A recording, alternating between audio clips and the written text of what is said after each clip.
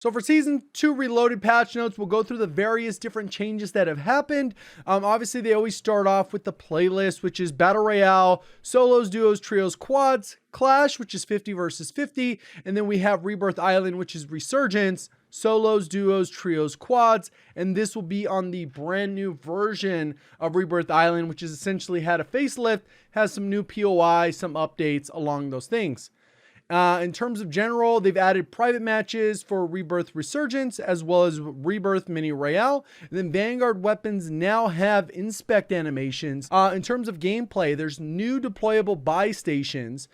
These are added as legendary ground loot. The deployable buy station is a field upgrade that once the marker is deployed, will call in a buy station to the location. The deployable buy station has the same inventory as a normal buy station, and it will show up on the TAC map with its unique icon. So everyone in the area will know it's there. It doesn't say how long it's there, so it doesn't look, we don't know if everyone jumps on it, buys an item, and then it disappears.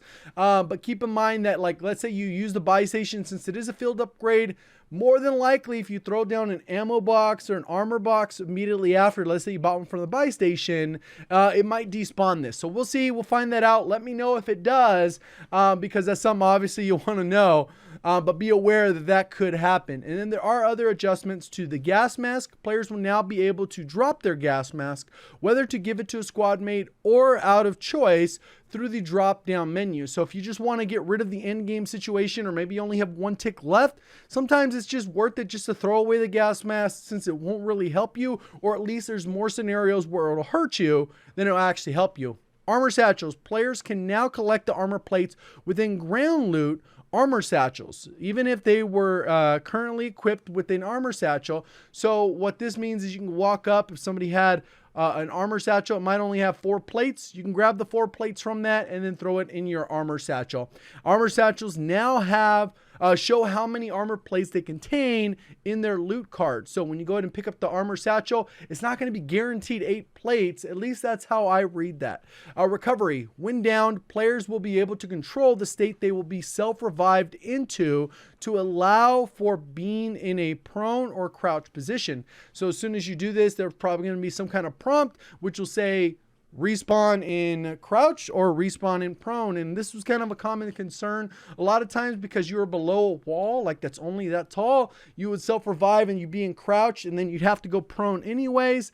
So this allows you to do that right away, so you don't pop up to take that 1 health damage and essentially die before you get a chance to regenerate that health. Contracts. In-world contracts have been rotated at an angle to make them easier to find and ping. Contracts will show on the TAC map even when an existing contract is in progress, to better enable forward tactical planning. And this is always this was like a huge change that's good. Quality of life, because there's so many times where you're like, all right, cool, where's the next one? Because your team's trying to grab that one while you're trying to either do the supply run or the last scavenger. This allows you to be able to, all right, cool, I know where it's at. Let me get there. All right, grab it. Boom, get it right away. So rebalance the distribution of contracts in Battle Royale and Plunder modes to better favor bounties. Most Wanted has been removed from the selection pool of Top Secret, so you don't end up like, all right, let's do these contracts.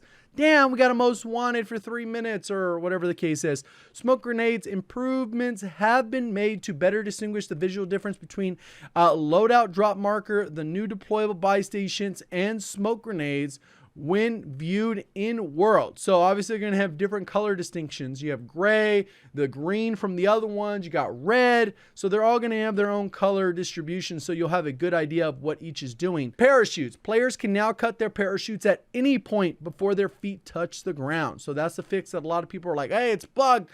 They're working on it. They're solving these quality of life changes, right?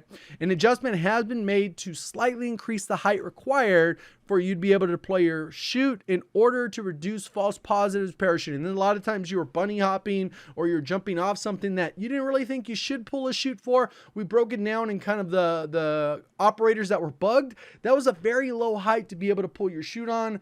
A little bit like annoying in some scenarios that could actually get you killed when you're trying to get into a gunfight. So it looks like they're just tuning it to balance it where it's really going to work the way you want, because I think version 1, it wasn't perfect, but it was okay. Version 2, it was a little bit too spammy where you'd be able to pull it too easy. And now hopefully this is a little bit more of a happy medium to solve those issues. Note, an additional bug fix is in development to fix certain operators, which we talked about in a previous video if you're not sure what that issue is.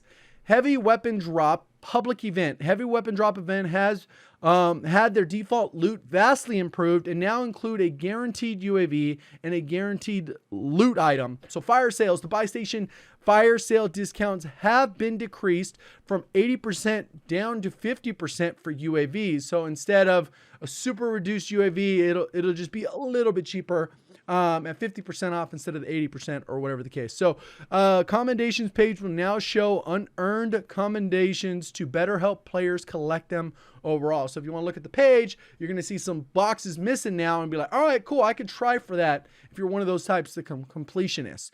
New Rebirth Island ingredients. So there's a weapon trade station, which are these little boxes around the map. This feature allows players to trade their currently equipped weapon for great commodities such as armor satchels, kill streaks, cash, and much more. So if you're looting, you pick up a weapon, you can run over there. Maybe it's a legendary, but it's kind of like a legendary blueprint with the trash setup. You might want to get rid of it, pick up another weapon, or there's a loadout nearby. So you're like, all right, cool, I'll just trash this gun so I can get one of these items, maybe as a UAV, and you'll be able to pop that and know where people are in the area and feel a little bit safer grabbing your loadout. So you can kind of see it just gets progressively worse. Nothing special there. Communication tower. Players may spend 1,500 or 5,000 in plunder to activate a red communications tower across the map to enable a stationary UAV at its location. Apparently this only does like one pulse, so you're not going to get like a stupid amount of information. It's just enough to know, hey, here's everyone in the area. It's just like a super heartbeat sensor that's going to wave out the area, and you got to have good memory recognition to find out where people are, at least the people not using Ghost. Stage blueprints and items. Players may find iconic blueprints and powerful items strategically placed across the map. And what they mean by strategically is they're going to pretty much be there most of the time when you go there in specific areas. So maybe you unlock them that way if you don't already have them. There's gold vaults and secrets. This new version of Rebirth Island contains many secrets and bunker doors to be located and unlocked. Hopefully that gives people enough to do with Easter eggs, and they're relatively easy to do, where people can get in and out. Obviously the first days are usually crazy once people figure them out. But after a few weeks, then they die down and they're relatively easy to do because not everyone's fighting for them to get this cool blueprint or money or whatever. Events, Rebirth Reinforce. There's community challenges. Rewards, 7 cosmetic items will be awarded available through the event. Each participant challenge will have its own unique reward. Winning 25 Resurgence matches will unlock another reward. That's interesting. So you got to grind those games out. And there are also 2 mystery rewards to unlock by deciphering secrets on the island. New modes, Rebirth Payload, a 12v12 version, fast-paced and simplified variant of the limited time mode with 1 payload to push or halt. So instead of the 2, everyone's gonna be focused on 1 with a lot less players. Hopefully that'll be a good form of a way to farm XP. Obviously there's double XP this weekend, which I'd probably recommend for the new weapon. I still got to test it, but I do already kind of have it leveled so I can test the base stats and figure out how good it is, but that'll be in a video a little bit later. Rebirth Blood Money. It's time for Plunder fans to drop into Rebirth Island for a hectic version of the fan favorite mode. Rebirth Resurgence solos. We talked a little bit about this. You kind of get a respawn token, and then you can earn another one by staying alive for a short period of time to earn another one. So there's going to be a timer like the other one. When you come back, just make sure you don't splat into the ground or get shot out of the air, and you should be able to earn another one relatively easy by either getting a kill or looting. New public events on Rebirth Island in all modes. There's armored truck deployment. Rebirth Reinforce introduces the armored truck deployment event that drops lethal vehicles into the Warzone. That's kind of annoying, but we'll see how it works. Vanguard events. Rebirth now also supports the Vanguard public events such as weapon drop, cash drop, and restock. Juggernaut armor drops. These will be very rare, so don't miss out on capturing them. I don't know why they continue to push this Juggernaut thing. It's just kind of one of those things that one person it's maybe fun for, It's kind of super rare, but then for everyone else in the lobby, it's kind of annoying just because you got to worry about it the whole time. I think it's kind of one of those dynamics. Just leave it alone. Nobody's asking, please bring back Juggernaut. Nobody's doing that, at least from what I've seen. So why do we do this stuff? It's just going to be one of those things where, like, really? It's probably going to be glitched and bugged, and we're going to have more issues with it. I don't know, but it is what it is. Rebirth Resurgence. Following feedback from the community, all players drop with the same weapon on spawn and respawn, and the weapon will change with each circle. Added an icon to clarify when spawn protection is active. That is very important. We should have had that from the get-go, so you know that you can glide and not feel like you're going to get instantly deleted. Resurgence now has custom voiceovers, which, oh, that's interesting. Rebalance the quality of contract types to make top secret and supply drop contracts more scarce.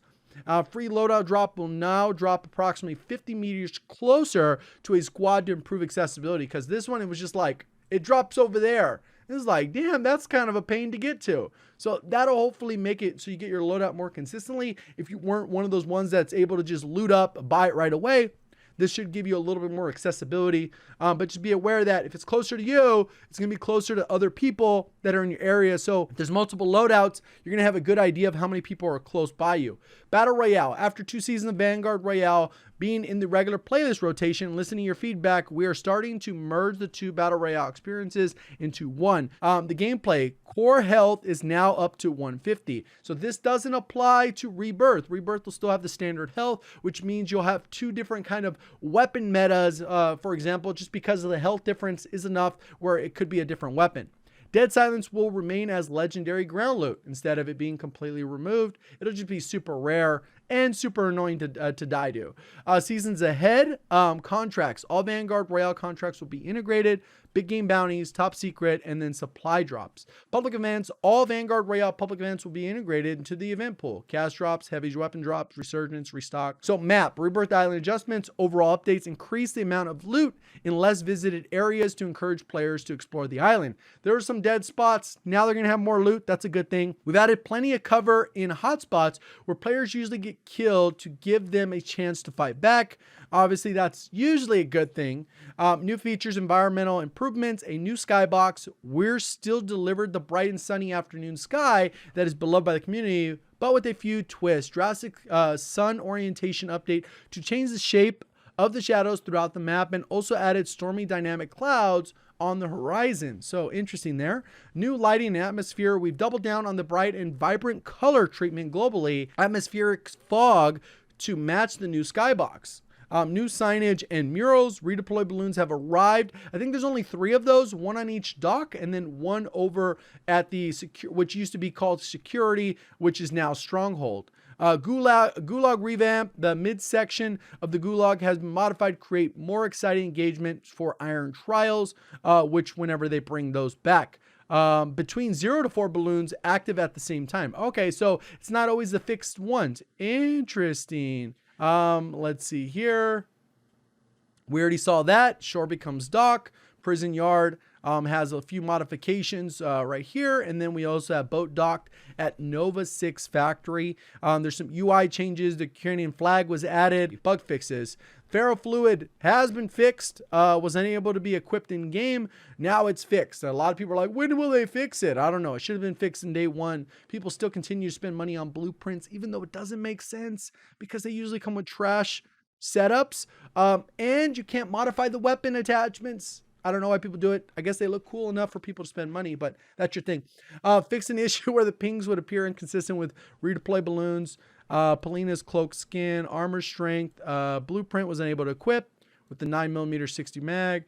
Season 2 challenges, get pistol double kills would not track. Portable decontamination station would break after being placed when the circle has closed. And then Xbox users with their multiplayer privileges set to block are able to join another player's party. That sounds bad. Deployable cover. Field upgrade could be used to access areas outside of the map, glitching, and fix a bug causing quick inventory to not display the selected item as prominently as intended. So make it a little easier there. And then you got to go to the Trello board for other known issues, which primarily crashing on Xbox. PS4, PS5 has some graphical stuff, but primarily Xbox is the one that had the issue. New weapon, very high rate of fire, effective SMG. And when they mean fire rates fast, it's going to be somewhere between 1,000 to 1,300, depending on the class setup, because obviously there's several attachments, at least within Vanguard. And usually those stats tend to carry over fairly well. It just really depends on the damage. This thing could be hitting like a marshmallow, like the Mac 10, or it could hit a little bit harder and have an insane fast fire rate, and it could be really strong. You need to get 10 hipfire kills in 15 different matches. Within Warzone, you should be able to back out, especially within the new Rebirth Plunder. Should be relatively easy. Weapon adjustments. The Vargo maximum damage decreased from 28 down to 27. Minimum decrease from 24 to 23. Kind of got a nerf. Neck damage was 1.2 to 1.3. So it actually got a buff in that area for the next damage. Volkstrom, kick adjusted. Volkstrom intended to drift to the right while firing, which could distract or obstruct the sight when it mattered most. The change mutes that weapon's movement considerably. Doesn't really matter. This gun just doesn't hit hard enough. As simple as that. And then we have the G43 bullet velocity increased, makes it a little bit more viable. M1 Grand, same thing. SVT bullet velocity increased. Most melee weapons now execute a melee finisher on a second consecutive strike on the back. And then shotgun, Vanguard shotgun's damage increased by 10%. I don't know why it just says Vanguard shotgun. I don't know. It's not even specific there. That's a little, someone messed up. Einhorn revolving, magazine capacity increased from 5 to 6. All right, hopefully that makes it more viable, but I'm usually not a fan of shotguns.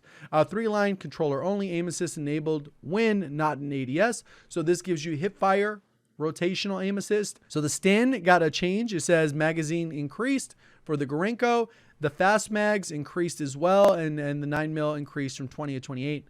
People are still going to use the bigger mag, but we'll kind of see how that goes. Wellgun, fire rate decreased by 2.2%. Recoil increased slightly. So they just made it harder to use since that was such a popular weapon. Hollow point range now decreased by 20%. So you get a huge penalty for going for hollow point in some cases, because if you're talking about 12 meters, that's going to knock you down to like under 10. And there's certain engagements where you're just going to lose gunfights because of using hollow point, where you're going to increase the TTK enough where it doesn't make sense within that range. So it could be a little bit bad there. Barrel, the 3-line 500mm custom flinch resistant now properly reduces camera pitch when hit. Car 98 flinch resistance. Visual recoil decreased, so they made that Type 100 easier to use. Could be broken because this gun already with that build is just broken, but making it easier to use could be kind of nutty, and maybe the best SMG after that, just because it was so hard to use. Just depends on how much visual recoil is actually reduced.